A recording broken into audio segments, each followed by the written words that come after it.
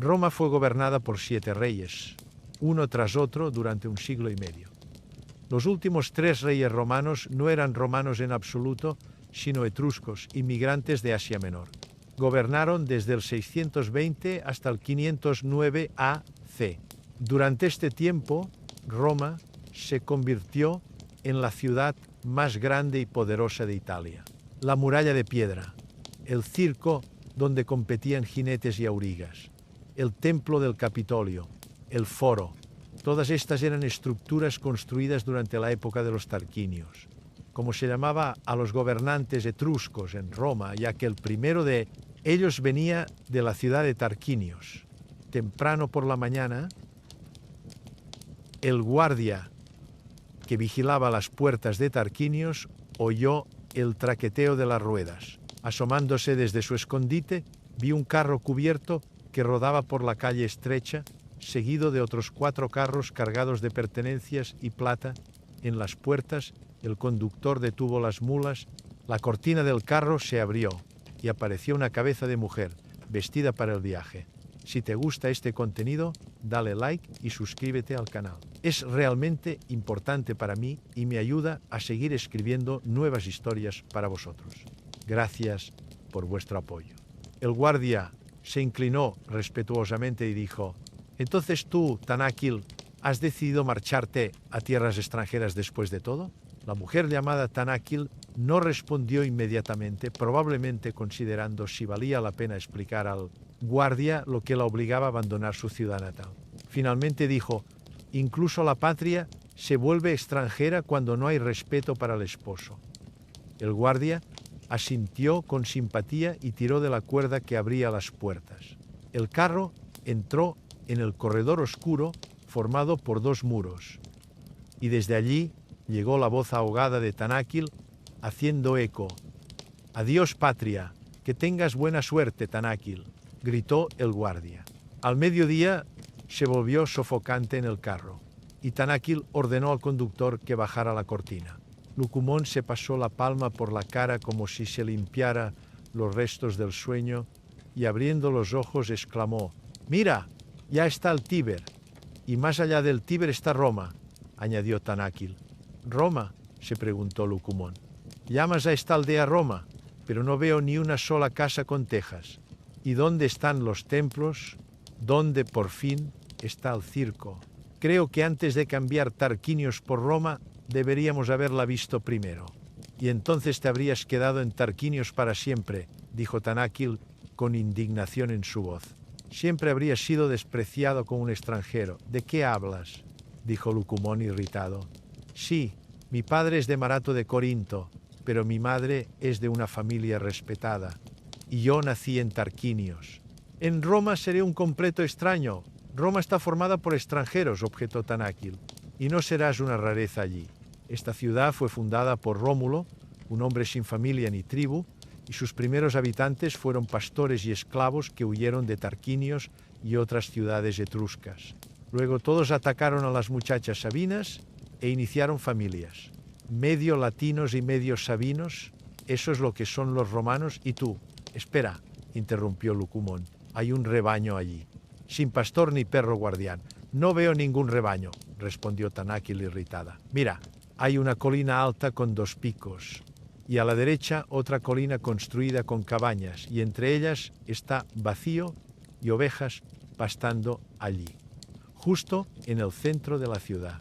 «¿Qué ciudad?». En ese momento, una águila gigantesca cayó como una piedra del cielo y, agarrando el sombrero de viaje de Lucumón, se elevó de nuevo hacia las alturas. La gente que se había reunido entonces cerca del puente estrecho tendido sobre pilotes a través del Tíber no pudo recuperarse del asombro durante mucho tiempo. Tanáquil fue la primera en recobrar el sentido. Abrazando a su esposo, gritó: «Esta águila es un mensajero de Tin. Tin ha dejado claro que te esperan una corona y el poder real». Tanáquil, como todos pronto se convencieron, resultó tener razón. Lucumón, o Lucio Tarquinio, como los romanos comenzaron a llamarlo según sus costumbres, fue elegido rey romano después de la muerte de Anco Marcio. Habiendo obtenido la corona, primero comenzó a reconstruir Roma. A través de la llanura, la misma que Lucumón había visto al acercarse a Roma, fluían arroyos que llevaban agua mezclada con inmundicias de pantanos donde anidaban la malaria y otras enfermedades. Lucumón primero ordenó que se cavaran canales y, pasando los arroyos por ellos, mandó cubrirlos con bóvedas de piedra desde arriba, porque había visto esto hecho en Tarquinios. Estas estructuras los romanos comenzaron a llamar cloacas. En el espacio vacío que se formó, prohibió pastar ganado, pero como los romanos no podían deshacerse del mal hábito de observar a los animales pastar desde sus casas, ordenó pavimentar la antigua pradera y convertirla en una plaza de mercado y un lugar para que se reunieran los ciudadanos, el foro. Más tarde construyó su palacio en el foro. Aquí los comerciantes también comenzaron a construir sus tiendas y almacenes. En la colina del Capitolio, que se alzaba sobre el foro, después de una guerra exitosa por orden de Tarquinio, se puso un templo magnífico a Tin Júpiter y sus dos diosas compañeras Uni y Minerva. Los romanos comenzaron a llamarlas Juno y Minerva. Por supuesto, Tarquinio habría logrado construir el templo en el Capitolio si no hubiera dirigido la mayor parte de su dinero y la fuerza de sus súbditos a otra estructura. Otra llanura entre las colinas fue drenada y convertida en un circo, mejor que el cual ninguna ciudad en Italia tenía. Este fue el primero de los circos romanos, y cuando aparecieron otros comenzó a ser llamado el máximo porque podía acomodar a 150.000 personas. No pasaba un mes sin que aquí tuvieran lugar combates de boxeo o carreras de carros. Y el rey estaba presente en cada espectáculo. En construcción, entretenimiento y guerras pasó la vida de Tarquinio. Y cuando murió, su yerno Servio Tulio tomó su lugar. Esta es la parte 1 de la épica historia de los Tarquinios en Roma. La historia continúa con el reinado de Servio Tulio, el ascenso de Tarquinio el Soberbio y los eventos dramáticos que llevarían al nacimiento de la República Romana. Cada parte construye sobre el rico tapiz de la historia romana, lleno de intriga política, augurios divinos y las pasiones humanas que moldearon una de las civilizaciones más grandes de la historia. Lo que sucede después, en la parte 2, los orígenes misteriosos de Servio Tulio y sus reformas revolucionarias, la transformación de la sociedad romana mediante la creación de clases basadas en la riqueza, el ascenso de Tarquinio el Soberbio y su gobierno tiránico, la serpiente ominosa en el Palacio Real y el viaje fatídico al oráculo de Delfos, contexto histórico. La historia de los Tarquinios representa un período crucial en la historia romana, cuando la ciudad se transformó de un pequeño asentamiento en la potencia dominante del centro de Italia. Los reyes etruscos trajeron planificación urbana sofisticada, prácticas religiosas y técnicas arquitectónicas que definirían la civilización romana durante siglos. Los personajes de esta historia tan ágil, Lucumón Tarquinio el Viejo y Servio Tulio, no son meramente figuras legendarias, sino que representan la fusión cultural compleja que creó la identidad romana. El foro, el circo máximo y el gran sistema de alcantarillado, mencionados en esta parte, fueron logros reales de la dinastía tarquinia, y sus restos aún pueden verse en Roma hoy. La historia captura no solo eventos políticos, sino la vida diaria, las creencias religiosas y las tensiones sociales de la Roma antigua durante este periodo formativo. Se contaban diferentes historias sobre el origen de Servio Tulio.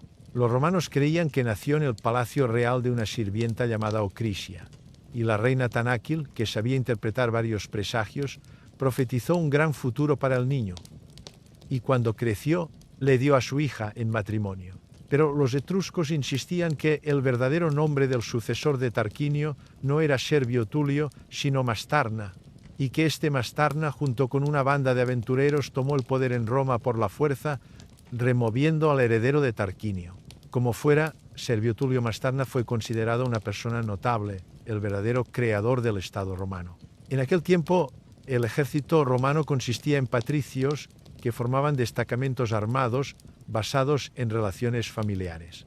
Los plebeyos, que no pertenecían a familias patricias, eran usados solo como sirvientes de los patricios cuando se necesitaba No interesados en las victorias de Roma, los plebeyos luchaban mal o se negaban completamente a apoyar al Estado.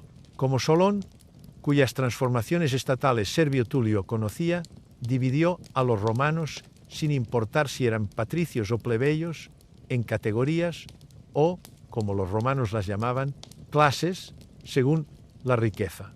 Había 5 de tales clases, cada clase proporcionaba cierto número de unidades militares centurias de infantería. La primera clase tenía 80 centurias de infantería. Las clases segunda, tercera y cuarta tenían 20 centurias cada una de infantería con armas más ligeras y baratas. La quinta clase tenía 30 centurias. Los ciudadanos muy pobres, llamados proletarios, proporcionaban solo una centuria de artesanos y sirvientes de equipaje. Así, las nuevas clases reemplazaron la división tribal anterior. Estas clases fueron creadas por riqueza, no por origen. Un patricio pobre podía caer en la quinta clase, mientras que un plebeyo rico podía entrar en la primera. Los patricios conservaron solo el derecho de formar caballería de 18 centurias. En las primeras asambleas populares creadas por Servio Tulio, cada clase tenía tantos votos como centurias proporcionaba. Por lo tanto, solo la primera clase, que incluía la caballería, tenía 98 votos, más que todas las otras clases combinadas. La nueva organización estatal introducida por Servio Tulio se conservó durante muchos siglos, incluso después de que los reyes fueran derrocados. Más tarde, en las asambleas centuriadas comenzaron a elegirse cónsules y otros funcionarios. Servio Tulio fue sucedido por otro gobernante etrusco, Tarquinio. Era un autócrata que no se preocupaba ni por el Senado ni por el pueblo. Por eso adquirió el apodo de soberbio, mientras que el primer Tarquinio comenzó a ser llamado el Viejo. Tarquinio el Soberbio expandió las posesiones de Roma, sometiendo tribus en las montañas del Lacio. Invitó a artesanos etruscos experimentados y, poniéndolos a cargo de los romanos, completó la construcción de muchos edificios que Tarquinio el Viejo había comenzado a erigir. Y aunque Roma creció mucho y se volvió más hermosa bajo Tarquinio, los plebeyos odiaban al rey y conservaban en canciones un buen recuerdo del rey benefactor Servio Tulio. Un día ocurrió un evento en el Palacio Real que horrorizó a Tarquinio el Soberbio. Una gran serpiente se arrastró fuera del altar y comenzó a devorar las ofrendas sacrificiales que, según la antigua costumbre, se dejaban para los dioses protectores de la casa. Tanáquil había muerto hacía mucho tiempo, y nadie pudo explicar qué querían decir los dioses con este presagio. Entonces el rey decidió enviar una embajada a los helenos, a quienes los etruscos, y siguiéndolos los romanos, llamaban griegos. El más famoso se consideraba que era el oráculo en Delfos. Se enviaron 3 embajadores allí, Tito y Aruns, hijos del rey, y Junio Bruto, un hombre de noble nacimiento, pero, como se pensaba, no muy inteligente. El nombre Bruto se traduce como estúpido. Los embajadores entraron en una habitación oscura, y la sacerdotisa délfica, habiendo escuchado la historia de lo que había pasado en la casa real, se inclinó sobre la grieta de la cual emergían gases venenosos y murmuró algo incoherentemente.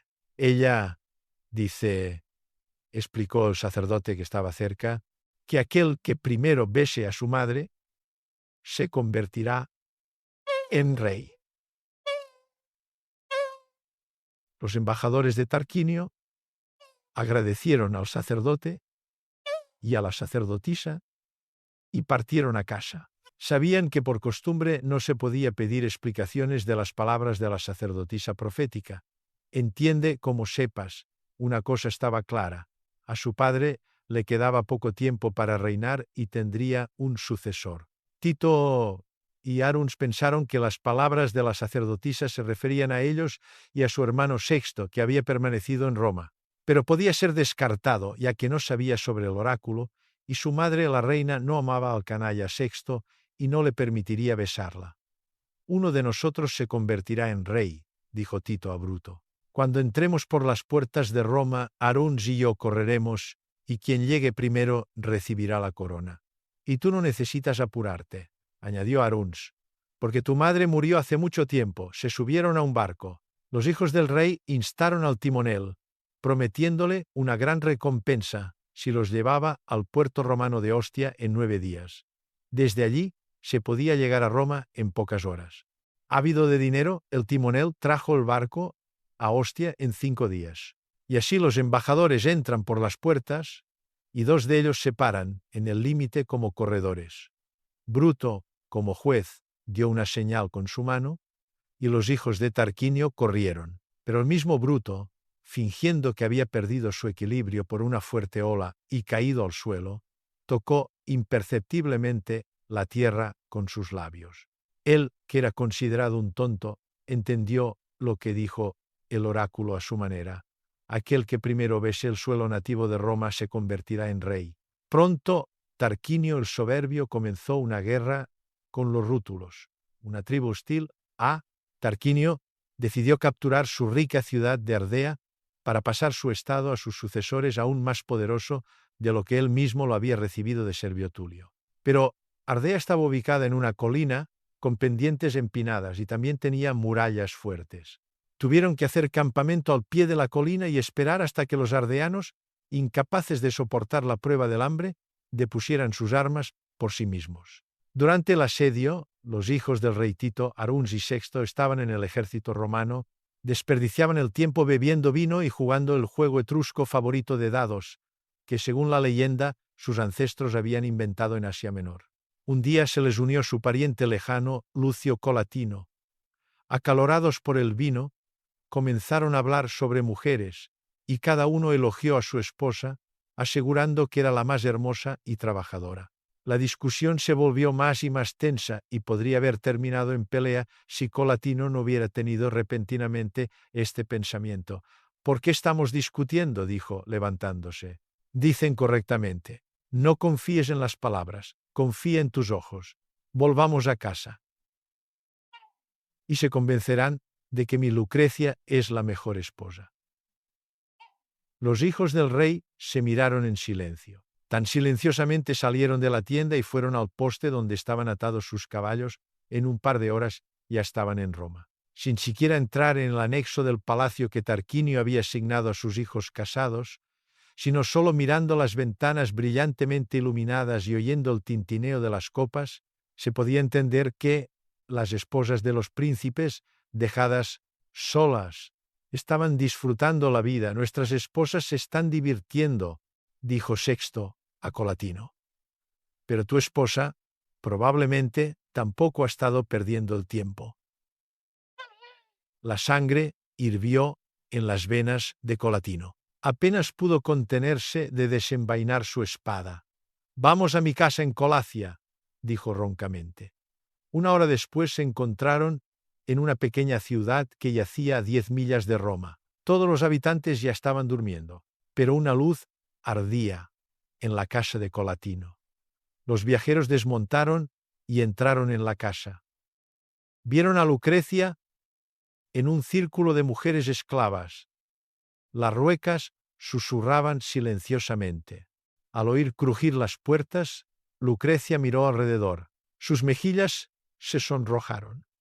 Y en un momento estaba en los brazos de Colatino.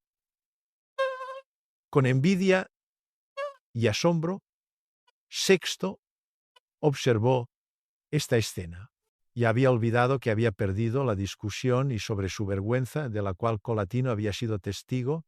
Sexto fue impactado por la belleza de la joven mujer, su extraordinaria pureza y modestia. En la mente de este joven, corrompido por el poder y acostumbrado a satisfacer cualquiera de sus caprichos, surgió un plan criminal. La parte 2 revela las complejas reformas políticas que transformaron Roma de una sociedad tribal en un estado estructurado, mientras simultáneamente construye hacia los eventos trágicos que terminarían la monarquía para siempre. El personaje de Bruto comienza a emerger de su fachada de simplicidad y las semillas de la catástrofe final se plantan en el corazón corrupto de Sexto.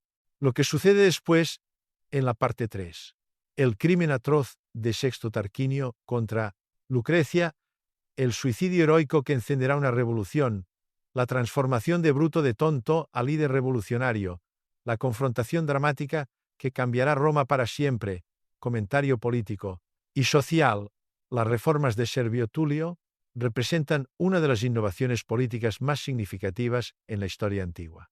Al reemplazar las divisiones tribales basadas en el nacimiento con clases basadas en la riqueza, creó un sistema que influiría en el desarrollo democrático durante milenios. La asamblea centuriada, donde el poder de voto se distribuía según la contribución económica al Estado, equilibraba la participación democrática con las necesidades prácticas de gobierno. El personaje de Tarquinio el Soberbio encarna al tirano clásico poderoso y efectivo, pero carente del consentimiento de los gobernados. Sus logros arquitectónicos, incluyendo la terminación del Templo del Capitolio y varios proyectos de infraestructura, demostraron la naturaleza dual del gobierno autocrático, capaz de grandes logros, pero finalmente insostenible sin apoyo popular. La noche siguiente Sexto dejó el campamento, alegando asuntos urgentes en Roma. Allí estaba la casa de Colatino. Al oír el ruido de los cascos, Lucrecia corrió a la puerta. Pensó que su esposo había venido otra vez, pero era Sexto Tarquinio. Ocultando su desilusión, Lucrecia recibió hospitalariamente al huésped. Las mujeres esclavas trajeron comida y prepararon una habitación para que Sexto descansara, pero el sueño no le llegaba. Con su espada desnuda, esperó hasta que todo en la casa se calmó, entonces irrumpió en los aposentos de Lucrecia. En el momento en que ese villano dejó la casa de Colatino, Lucrecia envió sirvientes a sus padres y a su esposo. «Que vengan inmediatamente», ordenó. Colatino, a quien llegó el sirviente, se perturbó mucho. Conociendo el carácter de Lucrecia, entendió que había pasado algo extraordinario, de otro modo ella no habría enviado por él. Por eso Colatino pidió a su camarada Bruto que lo acompañara. Encontraron a Lucrecia en ropas de luto. Las lágrimas corrían por sus mejillas blancas como tiza. «¿Qué pasó?», preguntó Colatino. Y entonces Lucrecia contó del agravio inaudito que había sufrido del hijo del rey. «Júrenme», concluyó, «castigar al vil criminal». «Juramos», dijeron los hombres, extendiendo sus espadas hacia adelante. «Ahora puedo morir en paz», dijo Lucrecia. Habiendo pronunciado estas palabras, arrancó un cuchillo de la pared y se lo clavó en el pecho. Todos se petrificaron de horror. Bruto fue el primero en recuperarse. Sacó el cuchillo de la herida y lo levantó sobre su cabeza. «Juro por la sangre de la noble Lucrecia, la mejor de las mujeres romanas, vengarme de la familia de los Tarquinios. El crimen de Sexto ha hecho de la familia real nuestros enemigos. Roma debe liberarse del poder de reyes extranjeros». Después de esto, Bruto ordenó que se levantara el féretro de Lucrecia y se llevara al foro de Colacia. Aquí Bruto llamó a los ciudadanos a las armas. Pronto una multitud enorme de hombres armados se dirigió a Roma. Los romanos al principio se asustaron cuando vieron a la gente excitada gritando algo y se dispersaron a sus casas. Pero Bruto envió mensajeros a todas las esquinas de la ciudad para reunir a los ciudadanos en el foro. Así los romanos se enteraron del crimen en Colacia y decidieron desterrar para siempre de Roma a Tarquinio el Soberbio y su familia. Las noticias de los eventos en Roma llegaron a Ardea, donde Tarquinio el Soberbio estaba acampado esperando que lograría persuadir a los romanos a hacer concesiones. Tarquinio marchó sobre Roma. Los romanos cerraron la puerta de la ciudad ante él y desde las murallas le anunciaron su decisión. Tarquinio tuvo que irse al exilio. Junto con su familia partió hacia la ciudad de Cere. Desde entonces, Roma comenzó a ser gobernada por asambleas populares, el Senado, y funcionarios que eran reelegidos anualmente. Los funcionarios más altos, los cónsules, tenían casi poder real, pero solo por un año. Los romanos llamaron a este sistema una república. Los primeros cónsules elegidos fueron Bruto, que entendió las palabras del oráculo, y el esposo de Lucrecia, Colatino. Pero la historia de los Tarquinios estaba lejos de terminar. La familia real exiliada no aceptaría su destino silenciosamente. Desde su exilio en Cere comenzaron a conspirar su regreso al poder, buscando aliados entre los enemigos de Roma y agitando descontento dentro de la ciudad misma. La joven república enfrentó su primera y quizás mayor prueba. ¿Podría un gobierno basado en poder compartido y elecciones anuales resistir el asalto determinado de aquellos que creían en el derecho divino de los reyes? La transformación de Roma de monarquía a república no fue meramente un cambio de gobierno, sino un cambio fundamental en cómo la gente entendía el poder, la ciudadanía y la relación entre gobernante y gobernado. El sacrificio de Lucrecia se había convertido en más que una tragedia personal. Fue la chispa que encendió una revolución política cuyos efectos resonarían a través de los siglos. Bruto, ya no el tonto que había fingido ser, ahora se reveló como un hombre de voluntad férrea y principios inquebrantables.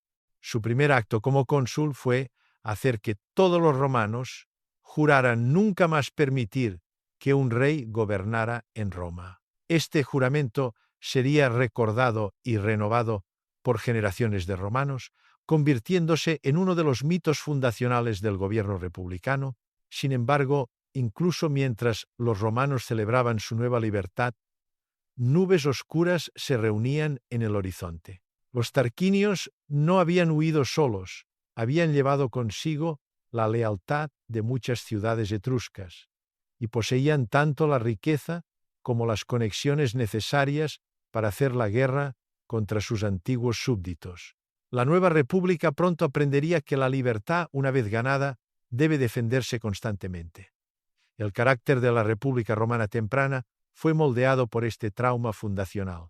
El miedo a la tiranía influiría en las instituciones políticas romanas durante siglos, creando elaborados controles y equilibrios diseñados para prevenir que cualquier individuo ganara demasiado poder.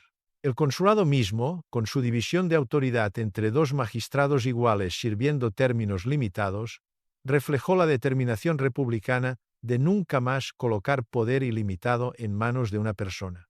Pero el cambio más profundo fue en la concepción romana de la ciudadanía misma. Ya no súbditos de un rey, los romanos ahora se veían a sí mismos como participantes en su propio gobierno. La asamblea centuriada, el senado, los varios magistrados, todos representaban diferentes aspectos del papel del ciudadano en el Estado. Este fue un cambio profundo de la obediencia pasiva esperada bajo la monarquía a la participación activa requerida en una república. La figura trágica de Lucrecia se convirtió en un símbolo tanto del precio de la libertad como de la virtud requerida para mantenerla. Su historia fue contada y recontada a lo largo de la historia romana, no meramente como entretenimiento, sino como instrucción moral. Representaba el ideal del honor personal que nunca debe ser comprometido, incluso al costo de la vida misma. Su sacrificio demostró que algunas cosas, la virtud, el honor, la integridad de la familia, eran más importantes que la mera supervivencia. La transformación de Bruto, de aparente tonto a padre fundador, ilustró otro valor romano crucial: la importancia del servicio al Estado por encima del avance personal. Su disposición a derrocar la monarquía, a pesar de su posición en la corte, mostró que el verdadero patriotismo a veces requiere las decisiones más difíciles. Su interpretación de la profecía del oráculo besar la tierra de Roma, en lugar de su madre biológica, simbolizó el cambio de la lealtad personal al deber patriótico que definiría el etos republicano. La parte 3 trae el clímax trágico de la era real, mientras el honor personal y la libertad política convergen en el sacrificio de Lucrecia y la transformación de Bruto. La violación de Lucrecia se convierte en el catalizador de la revolución, demostrando cómo los males privados pueden encender el levantamiento público cuando simbolizan injusticias más profundas en el sistema político. Lo que sucede después en la parte 4. Las luchas tempranas de la nueva República Romana. Los intentos de los tarquinios de recuperar el poder a través de la guerra y la conspiración. La dura prueba de lealtad que definirá la ciudadanía romana. El precio de la libertad y los sacrificios requeridos para preservarla, temas morales y políticos. La historia de Lucrecia plantea preguntas profundas sobre el honor, la justicia y la relación entre la virtud personal y el orden político. Su decisión de quitarse la vida en lugar de vivir con deshonor refleja valores antiguos que pueden parecer ajenos a los lectores modernos. Sin embargo, su elección catalizó cambios que influirían en el pensamiento político occidental durante milenios. Los primeros años de la República Romana pusieron a prueba cada principio sobre el cual se fundó el nuevo gobierno. Los tarquinios, desde su exilio en Cere, no simplemente aceptaron su destino, sino que comenzaron a conspirar activamente su regreso al poder. Entendían que el sistema republicano, por noble que fuera en principio, era aún frágil y no probado. Una combinación de presión externa y disensión interna podría aún restaurarlos al trono que consideraban legítimamente suyo. Su primera oportunidad llegó a través de una fuente inesperada, sus propios antiguos súbditos. Muchos romanos, particularmente entre la clase patricia, habían crecido ricos y poderosos bajo la monarquía. Estos hombres encontraban amenazante para sus intereses el nuevo sistema de autoridad compartida y participación popular. El consulado, con su rotación anual y responsabilidad ante el pueblo, parecía un pobre sustituto del favor predecible de un rey que entendía el orden natural de la sociedad. En reuniones secretas celebradas en las casas de familias prominentes, conversaciones susurradas comenzaron sobre los buenos tiempos del gobierno real. ¿No era verdad, se preguntaban, que los grandes edificios de Roma, los templos, el circo, los sistemas de drenaje habían sido construidos todos bajo los reyes? ¿Podría un gobierno, dependiente de los caprichos de las asambleas populares, lograr jamás proyectos tan magníficos otra vez? Estas dudas fueron cuidadosamente alimentadas por agentes de los tarquinios exiliados, que se movían secretamente por la ciudad esparciendo oro y promesas de restauración. Mientras tanto, Bruto enfrentó el desafío enorme de transformar su retórica revolucionaria en gobierno práctico. Como uno de los primeros cónsules, descubrió que destruir un sistema de gobierno era mucho más fácil que crear uno nuevo. Cada decisión requería consulta con su colega, negociación con el Senado y a menudo aprobación de las asambleas populares. Donde antes un rey podía emitir un decreto y verlo implementado inmediatamente, el nuevo sistema requería paciencia, compromiso y discusión interminable. La primera gran crisis llegó cuando varios jóvenes patricios, incluyendo los propios hijos de Bruto, fueron descubiertos como parte de una conspiración para restaurar la monarquía. Cartas encontradas en su posesión revelaron toda la extensión del complot. Los conspiradores planeaban abrir las puertas de la ciudad por la noche para admitir un ejército liderado por los mismos tarquinios. El descubrimiento envió ondas de choque a través de la sociedad romana. Si los hijos del cónsul fundador podían traicionar la república, ¿en quién se podía confiar? La situación planteó un dilema agonizante para Bruto. Como padre, cada instinto lo instaba a encontrar alguna manera de salvar a sus hijos.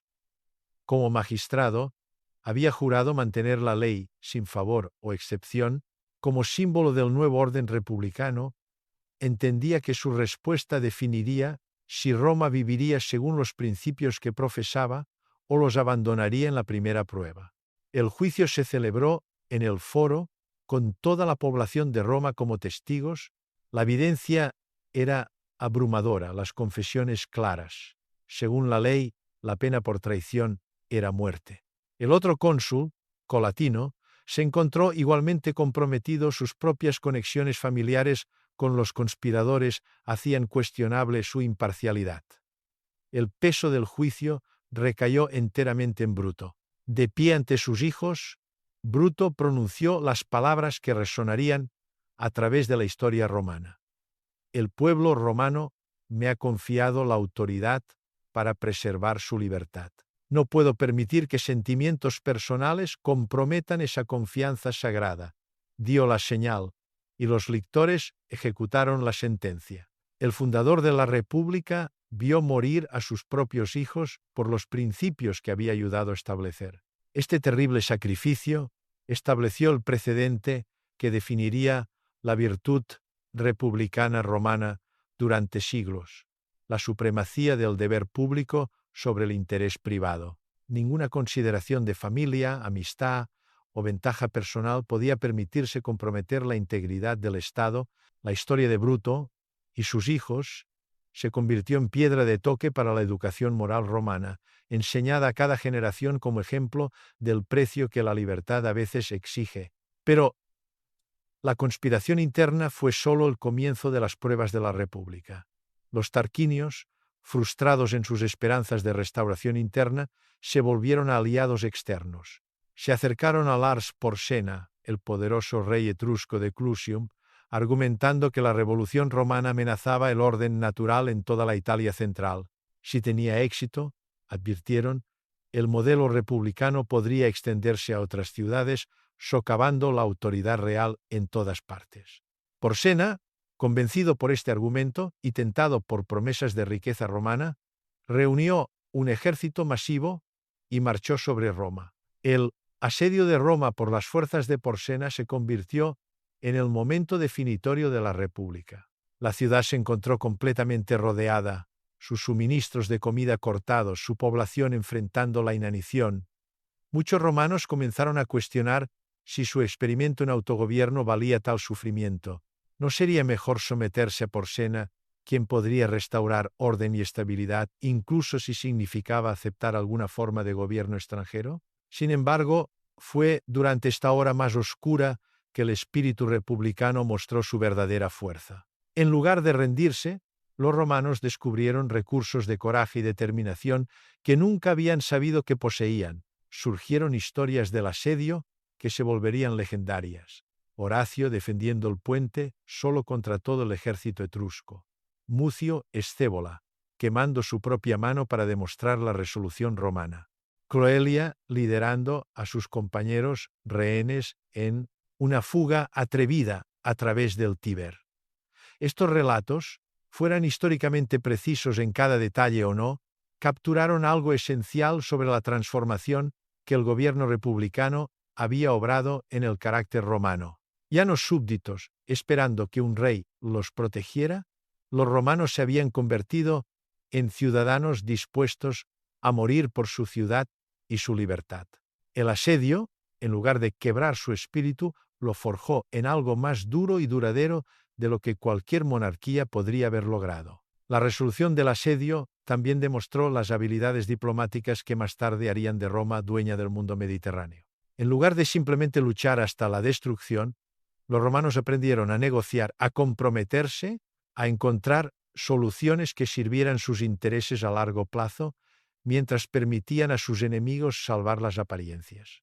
Porsena fue eventualmente persuadido de retirarse no a través de derrota militar, sino a través de una combinación de determinación romana, concesiones estratégicas y quizás un reconocimiento creciente de que el experimento republicano podría realmente tener éxito. La parte 4 explora las duras realidades de construir una nueva forma de gobierno, mientras los principios idealistas del republicanismo confrontan los desafíos prácticos de la conspiración, la guerra y las decisiones terribles que el liderazgo a veces exige. La historia de Bruto y sus hijos se convierte en el ejemplo definitorio de la virtud republicana. Mientras el asedio de Porsena prueba si el nuevo sistema puede sobrevivir la presión externa, lo que sucede después en la parte 5, la derrota final de los intentos de restauración tarquinia, la consolidación de las instituciones y tradiciones republicanas, el surgimiento de Roma como una potencia a tener en cuenta en Italia central, el legado duradero de estos años fundacionales para el precio de la libertad. Esta sección examina, sin flinchar, los costos que la libertad a veces exige de aquellos que la eligen. El sacrificio de Bruto, de sus propios hijos, ilustra la tensión fundamental entre lealtad personal y deber público que definiría la cultura política romana. La historia hace preguntas difíciles sobre la naturaleza de la justicia, los requisitos del liderazgo y el precio que las sociedades deben pagar a veces para mantener sus principios. La fase final de la saga tarquinia se desarrolló no con batallas dramáticas o intrigas palaciegas, sino con el reconocimiento silencioso de que una era había verdaderamente terminado. La familia real exiliada, después de años de conspirar y planificar, gradualmente se desvaneció en la oscuridad histórica. Sus varios intentos de restauración a través de conspiración interna, intervención extranjera y presión diplomática habían fallado todos no por alguna derrota decisiva, sino porque Roma misma había cambiado de maneras que hacían la monarquía imposible. La transformación era más visible en la generación que había crecido bajo gobierno republicano. Daban por sentados los derechos y responsabilidades de ciudadanía que sus padres habían ganado a través de revolución y defendido a través de guerra. Para ellos la idea de que cualquier persona pudiera reclamar autoridad divina sobre el pueblo romano parecía no meramente errónea, sino ridícula. Los cambios institucionales probaron ser incluso más duraderos que los psicológicos. El sistema de controles y equilibrios que había emergido de la necesidad durante las primeras crisis se convirtió en costumbre establecida, luego tradición sagrada. Ningún magistrado servía más de un año. Ningún individuo tenía poder sin un colega para vigilar y potencialmente vetar sus acciones.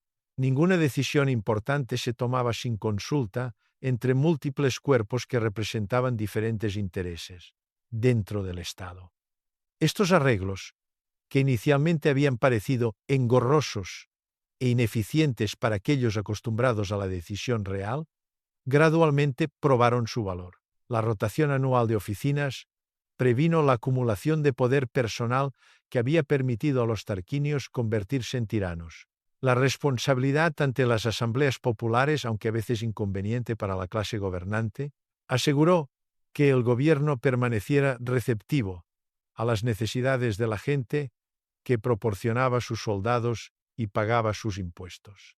El desarrollo económico de Roma bajo la República proporcionó quizás el argumento más convincente para el nuevo sistema, donde los reyes habían construido monumentos a su propia gloria. El gobierno republicano invirtió en infraestructura que servía al bien común. Nuevos acueductos trajeron agua fresca a cada barrio. Carreteras mejoradas conectaron Roma con la red creciente de ciudades aliadas. Instalaciones portuarias expandidas manejaron el comercio creciente que fluía a través de la ciudad. Estas mejoras prácticas en la vida diaria hicieron concretas y personales para los ciudadanos ordinarios las teorías políticas abstractas. Los éxitos militares de la República temprana también contrastaron favorablemente con los logros limitados del período monárquico. Ciudadanos libres, luchando por su propia ciudad y su propio gobierno, probaron ser soldados más efectivos que súbditos luchando por un rey. El sistema centuriado creado por Servio Tulio alcanzó su potencial completo bajo liderazgo republicano, mientras ciudadanos que tenían derechos políticos también tenían obligaciones militares que cumplían voluntariamente. El ejército se convirtió no solo en una herramienta de gobierno, sino en una expresión de la virtud cívica que la ideología republicana promovía. Los cambios culturales acompañaron y reforzaron los políticos. Las historias contadas alrededor de las mesas romanas ya no presentaban reyes como héroes, sino celebraban ciudadanos que servían el bien común. Los niños aprendían no sobre genealogías reales, sino sobre los sacrificios de Lucrecia, la sabiduría de Bruto, el coraje de aquellos que defendieron la República temprana. Estas historias moldearon valores y expectativas de maneras que hicieron la restauración de la monarquía cada vez más impensable. Las prácticas religiosas de Roma también evolucionaron para apoyar valores republicanos. Donde los reyes habían reclamado sanción divina para su gobierno personal, el gobierno republicano enfatizó el favor de los dioses para el pueblo romano como un todo. Las ceremonias religiosas celebraban los logros colectivos de la ciudad en lugar de gobernantes individuales. El augurio y otras formas de adivinación que una vez habían validado decisiones reales, ahora servían para guiar las deliberaciones del Senado y las asambleas. Para cuando Tarquinio el Soberbio murió en el exilio, un anciano olvidado en una ciudad extranjera, la Roma que una vez había gobernado ya no existía, la ciudad física permanecía, más grande y próspera que nunca. Pero las estructuras políticas y sociales que habían apoyado la monarquía habían sido completamente transformadas.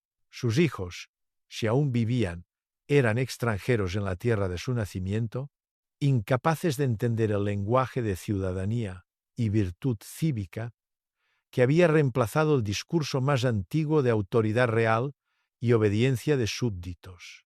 La ironía final de la historia tarquinia yacía en su legado más duradero. La misma tiranía que había provocado su derrocamiento se convirtió en el mito fundacional del gobierno republicano. Cada generación de romanos aprendía por qué los reyes eran peligrosos, por qué el poder debía ser limitado, por qué la vigilancia era el precio de la libertad. Los tarquinios, en su mismo fracaso, proporcionaron el cuento cautelar que ayudaría a preservar el sistema que habían creado involuntariamente a través de sus propios excesos. La República Romana que emergió de estas luchas fundacionales perduraría por casi 5 siglos, expandiéndose de una pequeña ciudad-estado a dueña del mundo mediterráneo. Los principios establecidos en las secuelas de la tiranía tarquinia, responsabilidad, términos limitados de oficina, separación de poderes, Estado de Derecho, influirían en el desarrollo político a través del mundo antiguo y eventualmente inspirarían a los fundadores de gobiernos democráticos modernos. Sin embargo, la historia también llevaba una advertencia que los romanos posteriores a veces olvidaron para su costo. La república había nacido del fracaso de la monarquía, pero requería vigilancia constante y ciudadanía activa para sobrevivir.